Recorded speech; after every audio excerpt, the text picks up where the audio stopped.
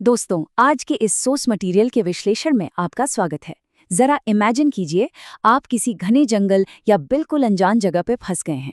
हाथ में ना कोई मेजरिंग टेप है, ना लेजर और ना ही कोई जीपीएस। ऐसे में आप क्या करेंगे?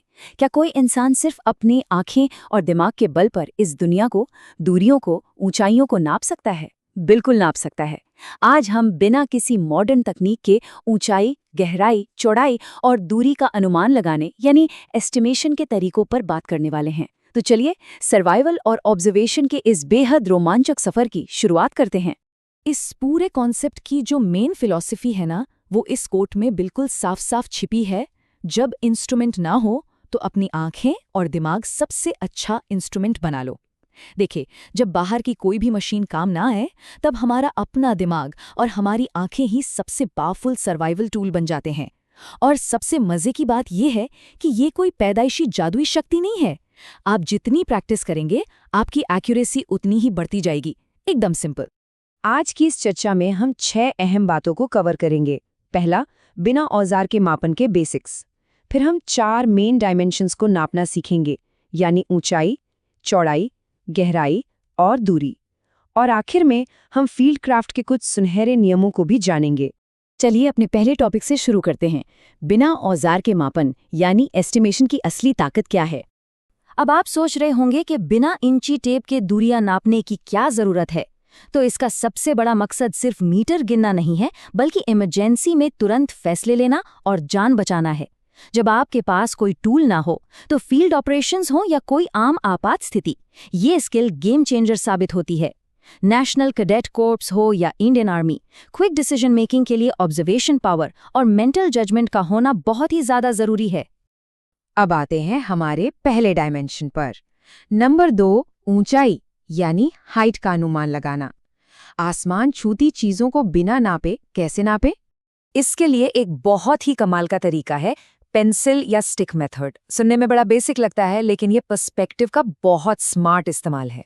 करना क्या है, आपको बस हाथ सीधा करके एक लकड़ी या पेंसिल को वर्टिकली यानी खड़ा पकड़ना है।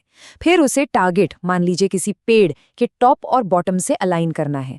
जब वो मैच हो जाए तो अपनी जगह से हिले बिना उस लकड़ी को 90 डिग्री घुमाकर लेटा दीजिए, यानी हॉरिजॉन्टल कर दीजिए। अब लकड़ी का सिरा जमीन पर जहां पॉइंट करे, वहां से पेड़ के बेस तक की दूरी नाप लीजिए। वही दूरी उस पेड़ की एक्चुअल ऊंचाई होगी। लिटरली है ना, ये एकदम माइंड ब्लोइंग तरीका। इसी में एक और शानदार टेक्निक है, शैडो मेथड या छाया विधि। समझ लीजिए, ये सीधा कुदरत का अपना गणित है। जब सूरज आसमान में लगभग 45 डिग्री के एंगल पर होता है, मतलब सुबह करीब 9-10 बजे या शाम को 4-5 बजे, तो किसी भी चीज की परछाई की लंबाई उसकी एक्चुअल ऊंचाई के बिल्कुल बराबर होती है। आपको बस उस परछाई को नापना है और 1:1 रेशियो से आपको एकदम सटीक ऊंचाई मिल जाएगी। कोई एक्स्ट्रा कैलकुलेशन की जरूरत ही नहीं। ऊंचाई के बाद हमारा तीसरा टॉपिक है चौड़ाई, यानी हॉरिजॉन्टल गैप्स या दूरियों को मापना। किसी नदी या सड़क को पार करना हो तो चौड़ाई जानना बहुत क्रिटिकल हो जाता है। इसके लिए एक बेहतरीन तरीका है ब्रैकेटिंग मेथड। ये इंसानी साइकोलॉजी का बड़ा ही स्मार्ट इस्तेमाल है। इसमें हम एक मैक्सिमम और एक मिनिमम लिमिट तय करते हैं। मान लीजिए आपने एक नदी देखी और सोचा कि ये कम से कम 40 मीटर तो चौड़ी होगी ही, लेकिन 60 मीटर से ज्यादा नहीं हो सकती। जैसे ही आप ये 2 बाउंड्री बनाते हैं, हमारा दिमाग तुरंत इन दोनों का एक बहुत ही एक्यूरेट एवरेज निकाल लेता है, यानी 50 मीटर। और ज्यादातर मामलों में ये गैस एकदम सही बैठता है। इसके अलावा अपीयरेंस और की ऑब्जेक्ट्स मेथड्स भी होते हैं। इनमें हम अनजान चौड़ाई की तुलना किसी ऐसी चीज से करते हैं जिसका साइज हमें पहले से पता हो, जैसे कोई जाना पहचाना 2 मीटर लंबा इंसान या फिर एक स्टैंडर्ड फुटबॉल का मैदान। आप बस उस नोन ऑब्जेक्ट को अपने दिमाग में उस अनजान गैप के ऊपर रखकर देखते हैं। ये आपके दिमाग में एक तरह का इमेजिनरी स्केल बना देता है, जिससे चौड़ाई का पता लगाना आसान हो जाता है। अब बात करते हैं हमारे चौथे टॉपिक की, गहराई यानी डेप्थ का अनुमान कैसे लगाएं। इसमें थोड़ा सा फिजिक्स लगता है। गहराई नापने का सबसे क्लासिक और मजेदार तरीका है स्टोन ड्रॉप मेथड। यहाँ हम ग्रेविटी को ही अपना टेप मेजर बना लेते हैं। करना बस ये है कि किसी कुएं या गहरे गड्ढे में एक पत्थर गिराइए और उसके नीचे पानी या जमीन से टकराने की आवाज आने तक के सेकंड्स गिनिए। 1, 2, 3, बस इसी टाइमिंग में गहराई का राज छिपा है। अब इसका कैलकुलेशन समझिए। फॉर्मूला बहुत ही सिंपल है। जो भी टाइम लगा है उसका स्क्वायर कीजिए और उसे 5 से मल्टीप्लाई कर दीजिए। चलिए एक एग्जाम्पल से समझते हैं। मान लीजिए पत्थर को नीचे पहुंचने में 3 सेकंड लगे, तो 3 का स्क्वायर हुआ 9 और 9 को 5 से मल्टीप्लाई किया तो आया 45। इसका मतलब है कि वो गड्ढा लगभग 45 मीटर गहरा है। सोचिए, एक सिंपल से मेंटल कैलकुलेशन से आपने बिना किसी मशीन के 45 मीटर की गहराई नाप ली। लेकिन भाई, यहाँ एक बहुत ही जरूरी वार्निंग भी है। गहराई का अनुमान लगाना अच्छी बात है, लेकिन सिर्फ एक मैथमेटिकल फॉर्मूले के भरोसे किसी अनजान नदी या गड्ढे में छलांग मत लगा दीजिएगा। ये कैलकुलेशन एक अनुमान है, कोई गारंटी नहीं। इसलिए फील्ड में सेफ्टी हमेशा हमेशा सबसे पहली प्रायोरिटी होनी चाहिए। चलिए गहराई से बाहर आते हैं और अपने 5वें टॉपिक की तरफ बढ़ते हैं, दूरी यानी जगह को भांपने की कला। हमारी आंखें और दिमाग कुदरती तौर पर दूरियों को कैसे प्रोसेस करते हैं, ये जानना सच में अमेजिंग है। अपीयरेंस मेथड का ये जो मैट्रिक्स है ना, ये हमारी बायोलॉजी का बेस्ट यूज है। जब इंसान हमसे दूर जाता है तो उसकी डिटेल्स कैसे धुंधली होती हैं, ये एक इनबिल्ट रेंज फाइंडर का काम करता है। जैसे 100 मीटर की दूरी पर किसी भी इंसान का चेहरा और आंखें बिल्कुल साफ दिखाई देती हैं। 200 मीटर पर चेहरा तो दिखता है, लेकिन आंखें क्लियर नहीं होती।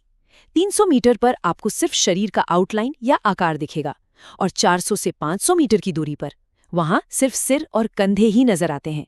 है ना ये एकदम नेचुरल जीपीएस? लंबी दूरी नापने के लिए एक और जबरदस्त ट्रिक है, हाफिंग मेथड। मान लीजिए टारगेट बहुत दूर है, तो आप क्या करेंगे? टारगेट तक के रास्ते में किसी बीच के पॉइंट यानी हाफ वे मार्क को आइडेंटिफाई कीजिए। अब बस आप उस आधी दूरी का अनुमान लगाइए और उसे डबल कर दीजिए। पूरी दूरी एक बार में गेस करने से कहीं ज्यादा आसान और एक्यूरेट होता है ये तरीका। तो हमने ऊंचाई, गहराई, चौड़ाई और दूरी का अनुमान लगाना सीख लिया। अब आते हैं हमारे छठे और आखिरी सेक्शन पर, फील्ड क्राफ्ट के सुनहरे नियम। इन चारों डायमेंशंस को मास्टर करने के लिए कुछ गोल्डन रूल्स हैं जो आपको एक प्रो ऑब्जर्वर बनाते हैं। सबसे पहला और सबसे अहम, हमेशा किसी जानी पहचानी चीज से तुलना करें। दूसरा, किसी एक मेथड पर डिपेंड ना रहें, 2-3 तरीके यूज करके उनका एवरेज निकालें।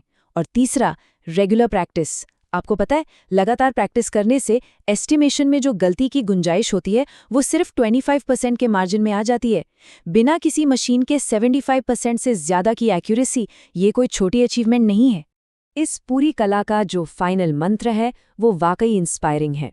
एस्टिमेशन असल में हमारी आंखों और दिमाग की असली सुपर पावर है। अगर आप स्मार्ट ऑब्जर्वेशन करते हैं और डिसिप्लिन के साथ प्रैक्टिस करते हैं तो एक बात पक्की है, आप कभी भी कहीं भी रास्ता नहीं भटकेंगे, चाहे आपकी जेब में कोई मॉडर्न गैजेट हो या ना हो। तो आज के इस एक्सप्लेनर को खत्म करने से पहले एक बहुत बड़ा सवाल आपके लिए छोड़कर जा रहा हूं। आज की इस दुनिया में जहां हम हर कदम पर जीपीएस और लेजर जैसी टेक्नोलॉजी पर डिपेंड हो गए हैं, क्या इंसान की खुद की अनुमान लगाने की ये स्किल हमारी सबसे अंडररेटेड और भुला दी गई सर्वाइवल स्किल है? इस पर जरूर सोचिएगा। हो सकता है अगली बार जब आप किसी अनजान सफर पर निकलें तो अपनी स्क्रीन देखने के बजाय आप अपने दिमाग और आंखों की इस कमाल की ताकत पर थोड़ा ज्यादा भरोसा करें। सोर्स मटेरियल के इस विश्लेषण में हमारे साथ जुड़ने के लिए आपका बहुत बहुत शुक्रिया।